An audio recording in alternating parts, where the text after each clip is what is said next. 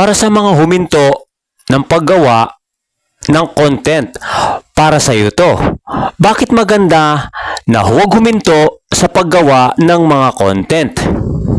Maganda na huwag huminto sa paggawa ng mga content dahil ito ay nagbibigay daan sa patuloy na pag-unlad at paglinang ng iyong kasanayan, lalo na sa ating mga baguhan. Sa pagpapatuloy mong paggawa ng video, maaari mong mapabuti ang iyong kakayahan sa pagsusulat, sa pagsasalita at pag-edit. Bukod dito, ito ay nagdudulot ng mas maraming pagkakataon para sa pagpapakita ng iyong sariling pananaw, kasanayan at idea sa masusing paraan.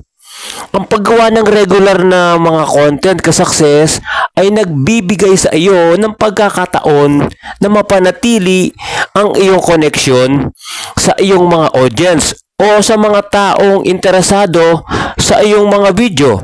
At ito ay isang paraan upang mapanatili ang iyong online presence at mapalawak ang iyong reach sa iba't ibang mga tao. Bilang karagdagan, ang paggawa ng regular na mga video ay maaring maging daan para sa iyo na pag-unlad ng iyong personal na brand o negosyo. Ito ay isang paraan upang mapanatili ang interes ng iyong target audience at mapanatili ang iyong reputasyon sa online space. So, sa kabuuan, sa pagpapatuloy mo sa paggawa ng mga video, ito ay isang paraan ng hindi paghinto sa paglinang ng iyong sariling kakayahan, pagpapabuti at masanay sa pag-unlad ng iyong sariling knowledge dahil ka-success lalo na sa mga huminto sa mga gumawa ng video. Sana ka-success may natutunan ka sa video ito.